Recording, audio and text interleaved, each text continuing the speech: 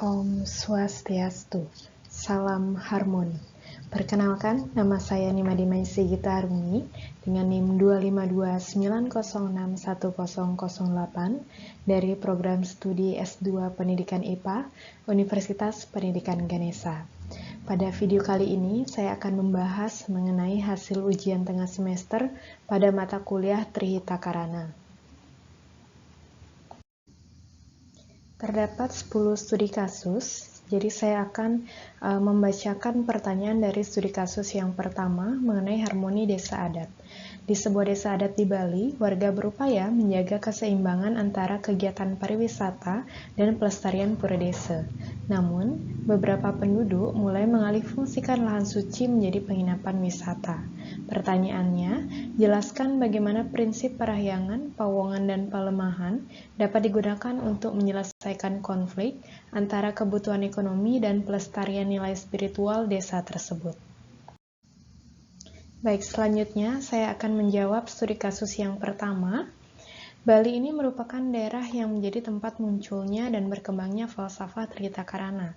Tentunya, Bali memiliki berbagai macam budaya, adat istiadat, ciri khas, bahasa, dan juga membuat Bali khususnya memiliki perbedaan di masing-masing desa adatnya. Dari kasus yang disajikan mengenai penduduk di Bali yang saat ini mulai mengalihfungsikan lahan suci menjadi penginapan wisata, itu akan berdampak pada keseimbangan alam. Sehingga ini akan berkaitan dengan ajaran Trihita Karana yang memegang peranan dan filosofis pentingnya perkembangan Bali yang semakin pesat. Jadi sehingga di sini banyak warga yang menyewakan bahkan menjual tanahnya untuk dijadikan penginapan. Nah, ada 3 prinsip yang kita bahas pada kali ini, yang mana Trihita Karana itu adalah 3 hubungan keharmonisan untuk mencapai kebahagiaan. Prinsip parahyangan itu hubungan manusia dengan Tuhan.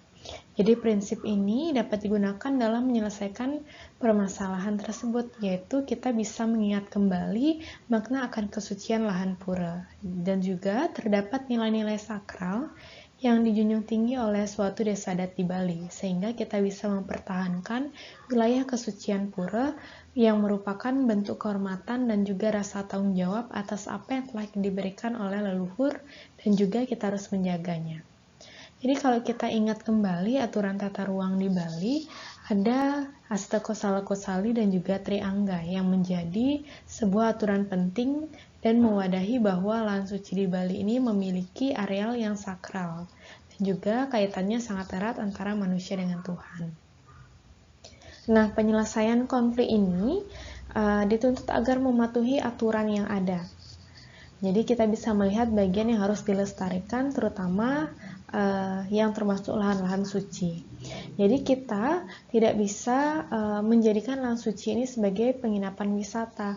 Adapun solusinya itu kita bisa jadikan lahan suci sebagai tempat wisata spiritual. Artinya di sini kita bisa belajar memahami budaya yang ada di desa tersebut. Jadi di sini tidak hanya dalam belajar, kita juga tetap menjaga kesucian dan keharmonisan kawasan suci dan juga bisa membantu menemukan ekonomi warga. Jadi wisata ini bukan penginapan ya. Jadi wisata ini bisa dijadikan sebagai bahan belajar dalam memperkenalkan budaya yang ada. Selanjutnya, dari segi prinsip pawongan, yaitu hubungan manusia dengan sesama manusia, juga bisa digunakan dalam menyelesaikan permasalahan lahan yang digunakan sebagai penginapan. Jadi di sini kita bisa melakukan rapat atau musyawarah, kalau di Bali sering dibilang paruman.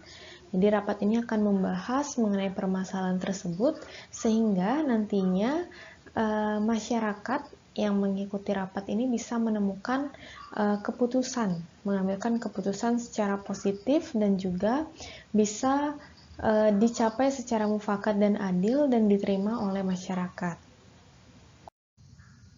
Kemudian dari segi aspek palemahan yang merupakan hubungan manusia dengan lingkungan atau alam, ini permasalahannya bisa diselesaikan dengan mengajak masyarakat untuk menetapkan batas-batas suci. Jadi, kawasan suci yang telah ditetapkan itu tidak boleh dilanggar ataupun dijual tanahnya, tapi kita bisa melestarikannya. Jadi solusinya kita bisa mengajak pelaku pariwisata untuk berpartisipasi menjaga alam, seperti melakukan pengolahan sampah, kemudian menjaga kebersihan lingkungan. Selain itu, dari segi pembangunan juga memerlukan teknik arsitektur yang khas dari desa tersebut. Bisa juga menggunakan bahan-bahan ramah lingkungan seperti bambu, daun kelapa, dan juga yang lainnya.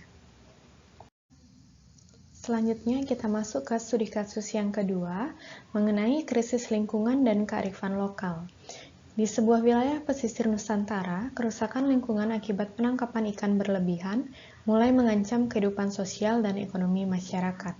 Pertanyaannya, analisis bagaimana konsep Trihita Karana dapat diterapkan sebagai pendekatan holistik untuk memulihkan harmoni antara manusia, Tuhan, dan alam di wilayah tersebut. Kita akan bahas studi kasus yang kedua ini. Jadi kasus kerusakan lingkungan akibat penangkapan ikan yang berlebihan itu bisa merusak ekosistem di laut yang bisa menjadi penghambat ekonomi masyarakat yang mata pencariannya sebagai nelayan. Jadi Trihita Karana yang merupakan pedoman hidup masyarakat itu bisa diterapkan untuk mengatasi kerusakan dengan menerapkan 3 prinsip Trihita Karana. Prinsip yang pertama ada prinsip parahyangan yang bisa diterapkan dengan mengaturkan niatnya suci seperti Banten, kemudian melaksanakan segara kerti dan juga dapat dilakukan dengan nyepi segara seperti yang dilaksanakan di daerah Nusa Penida. Jadi kalau nyepi segara ini sering dikenal dengan nyepi laut, itu tujuannya untuk menghormati dan juga melestarikan ekosistem yang ada di laut. Kemudian jika ditinjau dari prinsip pawongan, hubungan antara manusia dengan sesama manusia, itu bisa diterapkan dengan membangun rasa solidaritas para nelayan, dengan membuat peraturan mengenai penangkapan ikan.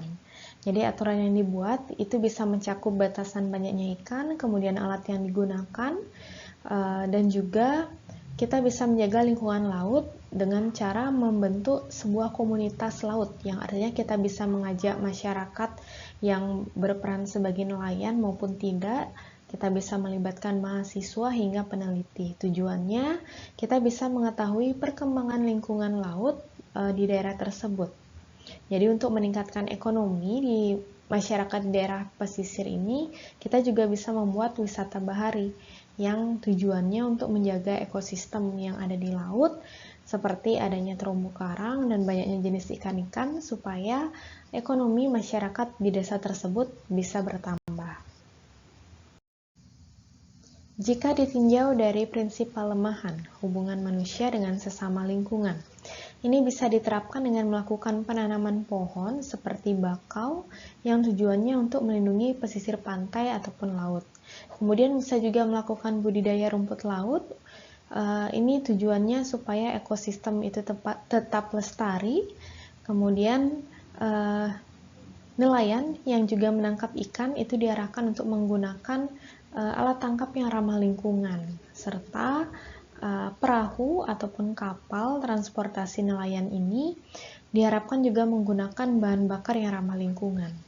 Selain itu, kita juga bisa menjaganya dengan merawat terumbu karang, artinya kita tidak sengaja merusak terumbu karang sebagai tempat tinggal hewan-hewan tersebut. Kita lanjutkan ke studi kasus ketiga mengenai kebahagiaan kolektif. Sebuah komunitas perkotaan di Denpasar mengadakan program Kampung Harmoni untuk meningkatkan kebahagiaan warganya melalui kegiatan sosial dan spiritual. Pertanyaannya, evaluasi bagaimana pandangan Trihita Karana tentang kebahagiaan dan harmoni dapat dijadikan dasar dalam membangun kesejahteraan kolektif masyarakat perkotaan. Baik, kita akan bahas studi kasus yang ketiga mengenai kebahagiaan harmoni. Jadi saya ambil salah satu daerah di Denpasar yang sering dikenal dengan daerah Kepaon atau sering disebut Kampung Kepaon yang lokasinya di Pamogan. Jadi Kampung Kepaon ini merupakan suatu daerah yang mana harmonisasinya sangat tinggi karena di sini sebagian besar terdapat umat yang beragama Islam dan juga umat yang beragama Hindu. Jadi di sini Trita Karana dapat diterapkan karena memiliki hubungan kekeluargaan yang harmonis dan erat. Ada 3 prinsip yang akan kita bahas. Seperti biasa ada parahyangan, pawongan, dan palemahan. Kalau parahyangan itu dibuktikan dengan adanya bangunan pura dan juga masjid yang letaknya berdekatan. Jadi di sini semua warga saling memiliki rasa toleransi yang sangat tinggi. Jadi ketika umat agama Islam sedang melakukan persembahyangan, umat agama Hindu justru saling menghormati. Begitu juga dengan sebaliknya. Kemudian kalau dari prinsip pawongan, di sini ada kegiatan keagamaan umat Hindu maupun umat Islam. Misalnya, kegiatan keagamaan umat Hindu itu dalam rangka melakukan upacara piodalan ataupun upacara Hari Raya Galungan dan yang lainnya. Nah, di sini umat Islam itu membantu umat Hindu dalam menjaga kelancaran lalu lintas. Artinya, umat Hindu itu khusyuk untuk sembahyang, sedangkan umat Islam membantu kelancaran lalu lintas. Begitu juga dengan kegiatan keagamaan umat Islam, misalnya seperti Idul Fitri.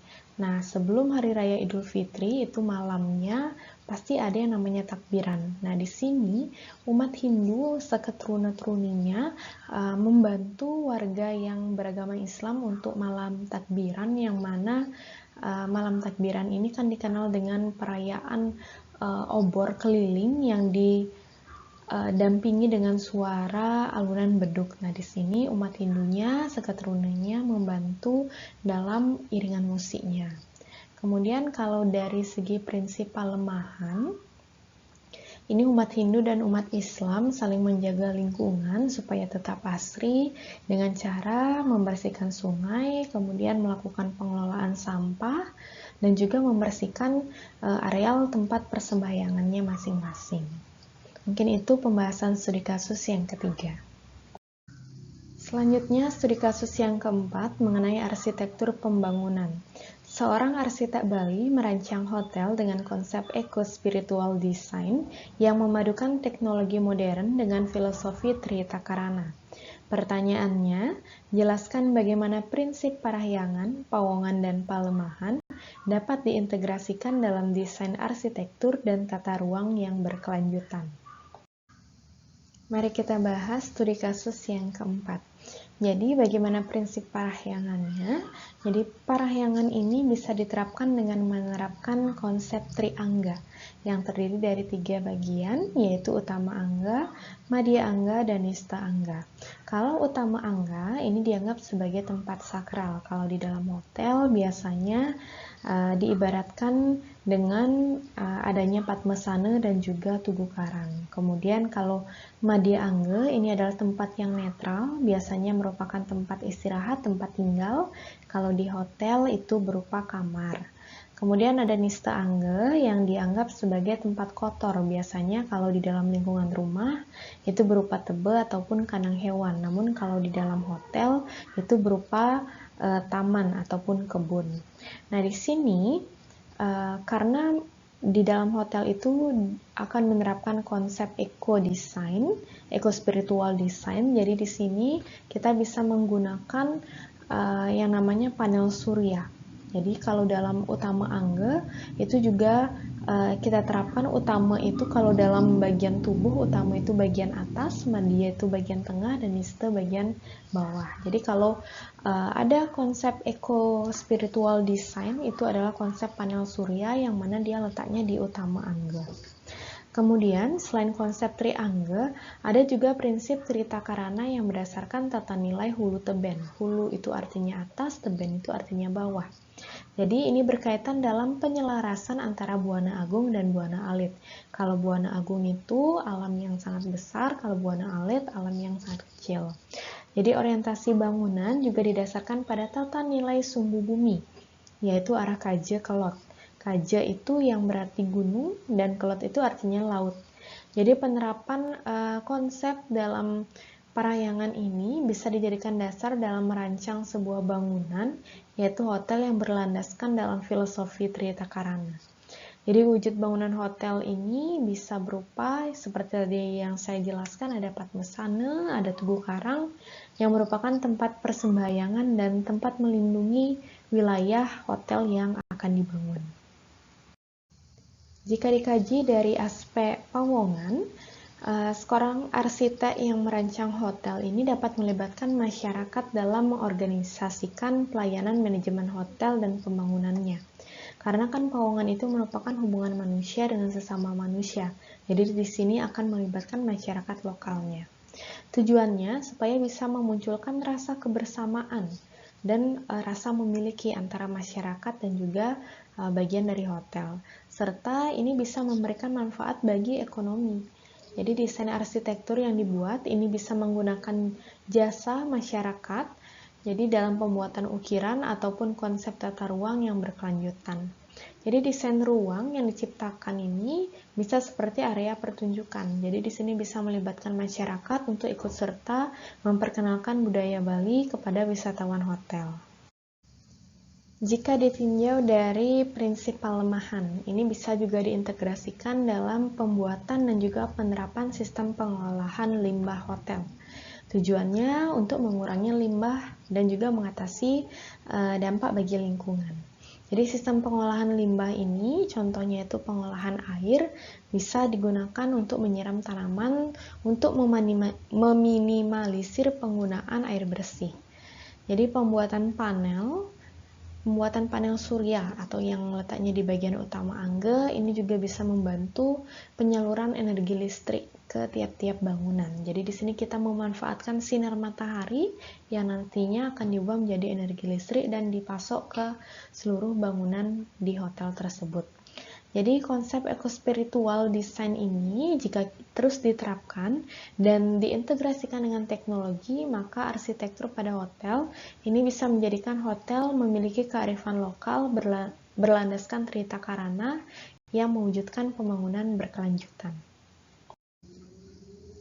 Selanjutnya kita akan bahas studi kasus yang kelima mengenai pendidikan berbasis nilai Trita Karana.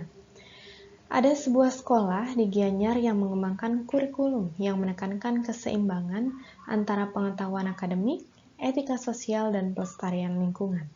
Pertanyaannya, analisis bagaimana konsep Trita Karana dapat diterapkan dalam sistem pendidikan untuk membentuk karakter siswa yang harmonis dan bertanggung jawab terhadap lingkungan. Mari kita bahas studi kasus yang kelima ini. Jadi kalau dari segi prinsip parayangan, bisa kita lihat dari kegiatan keseharian siswa, itu dengan melaksanakan persembahyangan kalau umat Hindu Trisandya. Jadi di sini, selain melaksanakan persembahyangan, juga bisa dilihat dari kegiatan perayaan Piodolan Saraswati, dan juga hari Purnama, Tilem, maupun Tumpek. Kegiatan-kegiatan itu merupakan wujud bakti siswa dan juga seluruh sivitas sekolah yang diterapkan dengan harmonis untuk meningkatkan kesadaran spiritual, rasa syukur, dan percaya dengan adanya Tuhan. Jadi dalam beretika dan membentuk karakter, guru juga mengajarkan sebuah prinsip Hindu, yaitu ada namanya Trikaya Parisuddha. Jadi Trikaya Parisuddha ini terdiri dari berpikir, berkata, dan berbuat yang baik dan benar. Nah, prinsip Trikaya Parisuddha ini juga dijadikan sebagai pedoman keseharian dalam berkomunikasi dan juga berperilaku. Jika ditinjau dari aspek pawongan, jadi prinsip pawongan ini bisa dilihat dari kegiatan ekstrakurikuler maupun kokurikuler yang diadakan di sekolah. Jadi kalau kegiatan ekstra itu bisa mengembangkan minat dan bakat serta menumbuhkan hubungan harmonis antara seluruh sivitas sekolah. Kemudian ada juga rasa saling menghormati antara guru, siswa, dan juga staf sekolah yang diajarkan dengan penerapan 5S, senyum, sapa, salam, sopan, dan santun. Jadi penerapan 5S ini bisa mengembangkan rasa saling memiliki antar sesama sivitas karena di dalam kehidupan sehari-hari kita akan menyapa, menegur sapa, memberikan senyuman kepada seluruh sivitas baik itu teman, guru maupun pegawai. Jadi kalau Di dalam kelas contohnya, selama proses pembelajaran, kita juga bisa menerapkan rasa saling tolong-menolong ketika melakukan diskusi kelompok, yaitu dengan melaksanakan tutor sebaya. Jadi jika ada teman yang belum memahami materi, kita bisa menjelaskan materi tersebut kepada teman sebaya kita. Artinya, pengetahuan itu tidak hanya didapatkan dari guru saja, namun kita juga bisa mendapatkan pengetahuan dari teman kita sendiri. Jika ditinjau dari aspek pelemahan, ini kita lihat dari kebersamaan siswa dalam melaksanakan kegiatan gotong royong, pemilahan sampah, dan juga melaksanakan program kokurikuler seperti penanaman pohon mangrove. Jadi kegiatan royong yang dilaksanakan setiap hari seperti membersihkan kelas, kemudian membagi tugas dalam membersihkan kebun dan juga lingkungan sekolah lainnya, itu juga termasuk ke dalam penerapan aspek pelemahan di lingkungan sekolah. Selain itu, kegiatan pemilahan sampah juga bisa dibantu dengan adanya tebing modern, yaitu pemilahan sampah organik. Kalau sampah anorganiknya dibuatkan dengan tempat pengolahan sampah plastik yang terdiri dari ada 3 bak sampah, ada bak sampah organik, anorganik, dan B3. Jadi program kokurikuler itu juga bisa dilakukan dengan menanam pohon mangrove ataupun pohon yang lainnya, yang mana di sini akan memberikan pengetahuan baru dan juga pengalaman baru bagi siswa. Nah, selain itu ada satu hal kecil dalam kegiatan sehari-hari, terutama di kelas. Jadi kalau di kelas itu kita kan biasanya menggunakan lampu dan juga kipas angin ataupun AC. Jadi di sini kita akan mengajarkan siswa untuk hemat. Artinya kita mematikan lampu ketika sudah tidak digunakan ataupun ketika sudah terang, memiliki ventilasi jendela yang bisa dibuka dan sinar mataharinya masuk, itu kita arahkan agar mematikan lampu. Dan jika sudah selesai pembelajaran, kita juga mengarahkan untuk mematikan kipas angin maupun AC dan juga alat elektronik yang lainnya yang ada di kelas. Selanjutnya ada studi kasus yang ke-6 mengenai konflik sosial di sekolah. Terjadi konflik antara guru dan siswa terkait disiplin dan kebersihan lingkungan sekolah. Pertanyaannya, gunakan prinsip Powongan untuk menjelaskan strategi penyelesaian konflik tersebut agar tercipta keharmonisan di lingkungan pendidikan. Baik, mari kita bahas studi kasus yang ke-6 ini. Jadi strategi apa yang bisa kita gunakan dalam menyelesaikan konflik antara guru dan siswa ini? Kita pertama bisa melakukan komunikasi. Jadi kita melakukan pendekatan, kita panggil muridnya, kita ajak duduk berdua, kita komunikasikan permasalahannya ada di mana, miskomunikasinya ada di mana. Kemudian dengan cara kita mendengar permasalahan yang terjadi dari sisi siswa, kita juga bisa mengetahui, oh ternyata yang dirasakan oleh siswa seperti ini. Jadi di sini juga kita akan jelaskan dari sisi guru apa yang kita maksudkan dari permasalahan yang terjadi. Nah, di sini guru peranannya sebagai penengah ataupun pembimbing, bukan mencari siapa yang benar dan siapa yang salah. Nah, di sini kita diajak untuk melakukan pendekatan yang dilakukan oleh guru dengan siswa untuk mengetahui titik permasalahan dan dapat menemukan solusi yang disepakati. Jadi, setelah solusi ini ditemukan, maka siswa dan juga guru akan membuat sebuah persetujuan atau komitmen untuk menerapkan disiplin siswa dalam menjaga kebersihan ataupun permasalahan yang terjadi. Dan jika komitmen ini sudah ditetapkan, maka kita perlu melakukan kontrol. Maksudnya kita melakukan evaluasi.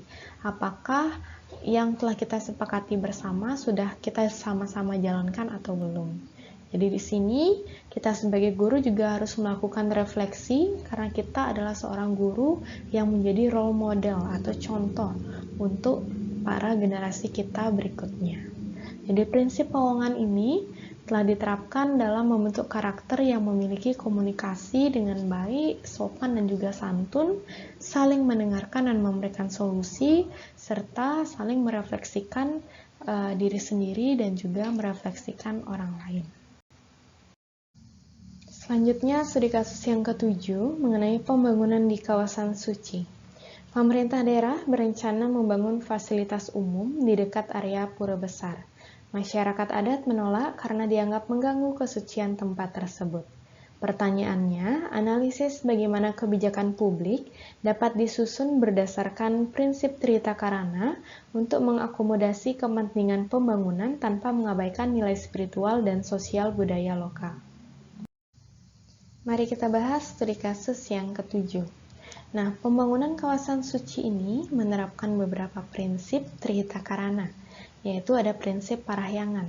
Jadi di sini pemerintah daerah yang membangun fasilitas umum di dekat area pura itu perlu melakukan kajian yang lebih mendalam dengan memperhatikan nilai spiritual yang berlaku di daerah atau wilayah pura itu. Jadi kajiannya, satu, kita bisa melihat dari sejarah pura, kemudian peraturan adat yang berlaku, dan juga melakukan diskusi dengan tokoh pemuka agama atau tokoh yang memahami wilayah pura itu. Nah, di sini kita juga perlu melakukan diskusi dengan lembaga Parisade Hindu Dharma Indonesia atau PHDI, karena itu merupakan lembaga pusat di Bali yang menangani pura-pura besar. Nah, di sini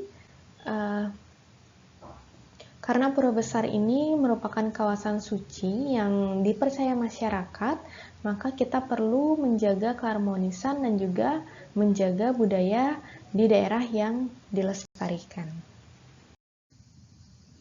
Jika ditinjau dari prinsip Pawongan, nah pemerintah daerah ini perlu melakukan diskusi dan juga musyawarah bersama masyarakat yang ada di daerah itu untuk melakukan perencanaan dari pelaksanaan, karena wilayah pura besar itu merupakan milik seluruh masyarakat. Jadi musyawarah yang dilakukan ini diharapkan mendapatkan mekanisme pembangunan dan juga solusi terbaik agar kebijakan publik ini bisa diterima dengan baik oleh masyarakat. Jika ditinjau dari prinsip palemahan, jadi pembangunan fasilitas umum ini harus menerapkan prinsip ramah lingkungan yang dilakukan dengan sebuah analisis dampak lingkungan atau AMDAL dan juga mengkaji zona suci areal pura besar itu. Jadi penggunaan bahan-bahan alami dalam pembangunan tidak akan membuat pura besar itu akan kehilangan kesakralannya. Justru pura besar itu akan terlihat lebih memiliki nilai kearifan lokal.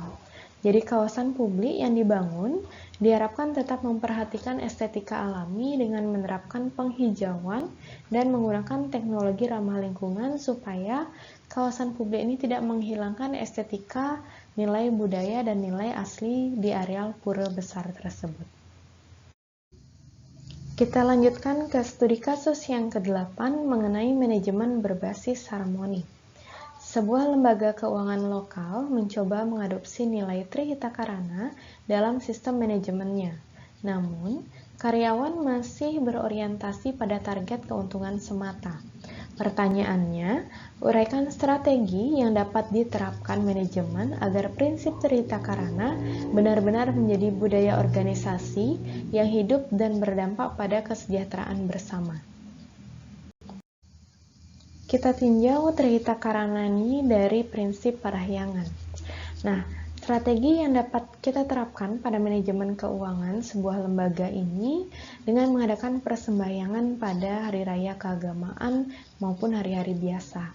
Namun, karena ini adalah lembaga keuangan, maka ada di Bali satu hari raya mengenai uang, yang mana itu kita kenal di Bali dengan namanya Piodalan Rambut Sedana, yang mana tepatnya jatuh pada Bude Cemangklau.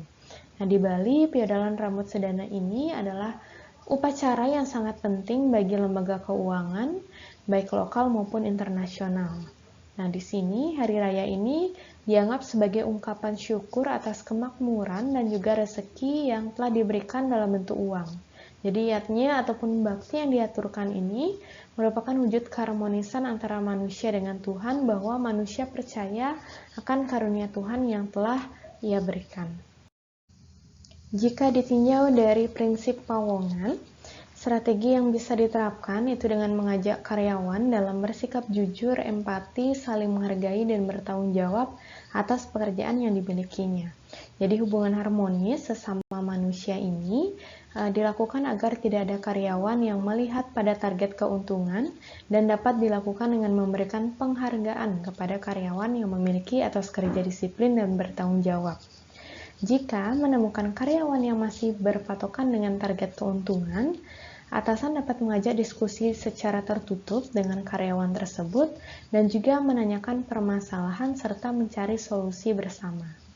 Nah, di sini atasan, karena dia merupakan seorang leader, maka dia harus menjadi contoh teladan yang baik bagi karyawan-karyawannya.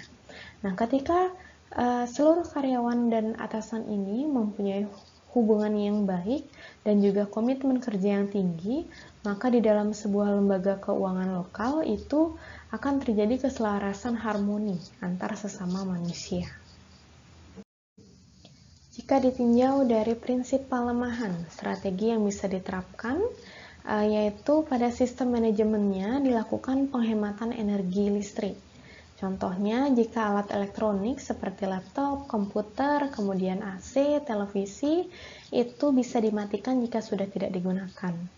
Dan juga kita bisa menerapkan paperless, yaitu pengurangan penggunaan kertas, yang mana pada saat ini perkembangan teknologi ini sudah semakin pesat, maka sebuah lembaga keuangan justru harus sudah mempunyai sistem yang memudahkan karyawan dan nasabah dalam melakukan transaksi, serta memudahkan karyawan dalam mengelola pekerjaannya, dan juga dari penghematan energi dan penggunaan kertas ini, itu merupakan salah satu harmonisasi peduli terhadap lingkungan, save energi, dan juga paperless itu bisa meningkatkan image lembaga keuangan yang positif. Studi kasus yang ke-9 mengenai penelitian pariwisata berbasis Trihita Karana. Seorang peneliti ingin mengkaji bagaimana penerapan nilai Trihita Karana dalam pengelolaan desa wisata di Bali. Pertanyaannya, rancang metodologi penelitian yang tepat untuk mengeksplorasi sejauh mana nilai Trihita Karana diimplementasikan dalam tata kelola desa wisata tersebut, lengkap dengan jenis data dan pendekatan analisis yang digunakan. Baik, kita akan bahas studi kasus yang ke-9 ini, yang mana saya di sini menganalisis penerapan nilai Trihita Karana dalam pengelolaan desa wisata Jatiluwih di Bali. Bagaimana metodologi penelitiannya? Yang pertama dari jenis dan pendekatan penelitian. Nah, penelitian ini menggunakan jenis penelitian kualitatif dengan pendekatan studi kasus. Penelitian kualitatif ini tujuannya untuk menganalisis nilai-nilai dan kehidupan sosial masyarakat di desa wisata. Sedangkan pendekatan studi kasus dilakukan agar memperoleh informasi mengenai desa wisata Jatiluwih yang berkaitan dengan nilai Trihita Karana, yaitu Parahyangan, Pawongan, dan Palemahan. Kemudian yang kedua dari situasi sosial penelitian yang mencakup lokasi penelitian, subjek, dan juga objek. Lokasinya tentunya kita lakukan di Desa Jatiluwih, Tabanan, Bali, karena Desa Jatiluwih ini adalah salah satu warisan dunia yang dilestarikan.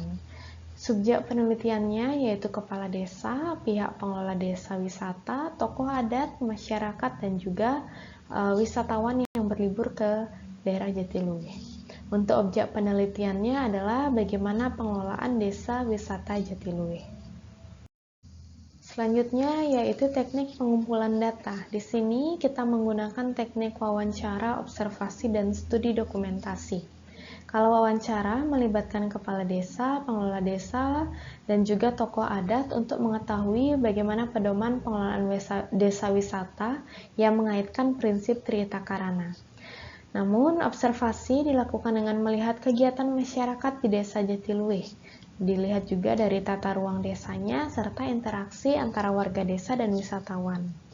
Kalau dari studi dokumentasi, itu dilaksanakan untuk melengkapi data dengan menganalisis dokumen aturan desa wisata Jatiluwih dan juga kebijakan pengelolaan desa wisata Jatiluwih. Selanjutnya adalah teknik analisis data. Jadi analisis data ini menggunakan pendekatan deskriptif kualitatif yang mana dilakukan dimulai dari data hasil wawancara, observasi, dan studi dokumentasi yang telah dikumpulkan. Itu selanjutnya dianalisis menggunakan 3 cara, yaitu reduksi, penyajian data, dan juga penarikan kesimpulan. Kalau reduksi data itu dilakukan untuk menganalisis dan mengelompokkan data pengelolaan desa wisata Jatiluwih berdasarkan prinsip Trita Karana. Kalau penyajian data dilakukan dengan menyusun temuan dalam bentuk sebuah narasi maupun tabel penyajian data. Namun, penarikan kesimpulan itu bisa dilakukan untuk menginterpretasi nilai Trita Karana dalam pengelolaan desa wisata di Bali.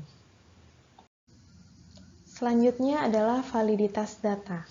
Data yang telah dianalisis kemudian diuji keabsahan hasil penelitian yang dilakukan, itu menggunakan triangulasi sumber dan juga metode, yaitu dengan membandingkan hasil wawancara, observasi, dan studi dokumentasi supaya informasi yang diperoleh itu lebih akurat. Studi kasus yang ke-10 mengenai evaluasi dampak program sosial Trihita Karana. Pemerintah daerah meluncurkan program Bali Harmoni Lestari yang bertujuan menanamkan nilai Trihita Karana dalam seluruh aspek kebijakan publik. Pertanyaannya, buat rancangan indikator dan metode evaluasi yang dapat digunakan untuk mengukur dampak program tersebut terhadap aspek spiritual, sosial, dan lingkungan masyarakat. Baik, mari kita bahas studi kasus yang ke-10. Nah, program Bali Harmoni Lestari yang diluncurkan pemerintah daerah ini merupakan sebuah program yang tujuannya menjaga kelestarian Bali dan menerapkan prinsip Trihita Karana. Kita tinjau dari aspek spiritual atau parahyangan, ada indikator kehadiran masyarakat dalam kegiatan keagamaan dan adat, metodenya berupa wawancara, observasi, dokumentasi. Kemudian indikator pelestarian tempat suci dan fasilitas pendukung juga sama, metodenya dari wawancara, observasi, dokumentasi. Kemudian indikator dari kesadaran masyarakat pada moral dan etika keagamaan, kita bisa menggunakan metode kuesioner, wawancara, observasi, dan juga dokumentasi. Jika kita tinjau dari aspek sosial atau pawongan, indikatornya pelaksanaan kegiatan gotong royong dan toleransi antar masyarakat menggunakan metode wawancara, observasi, dokumentasi. Keadilan pelaksanaan seluruh program sesuai kebijakan, kita menggunakan kuesioner, wawancara, observasi, dan juga dokumentasi.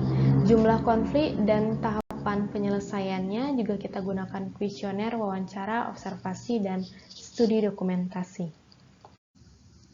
Dan yang terakhir kita tinjau dari aspek lingkungan masyarakat atau pelemahan. Indikatornya wilayah yang menerapkan sistem pengelolaan sampah dengan metode wawancara, observasi, dan juga studi dokumentasi. Kemudian indikator kualitas lingkungan, udara, air, dan kebersihan lingkungan. Itu dilakukan dengan studi dokumentasi, observasi, kemudian dari data lingkungan hidup, dan juga pengukuran kualitas lingkungan. Dan ada indikator partisipasi masyarakat dalam kegiatan pelestarian lingkungan dengan metode kuesioner, wawancara, observasi, dan dokumentasi. Baik, sekian pembahasan saya dari hasil ujian tengah semester mata kuliah Trihita Karana. Semoga dapat bermanfaat bagi kita semua. Saya ucapkan terima kasih dan saya haturkan Parama Santi. Om Santi Santi Santi Om. Salam harmoni.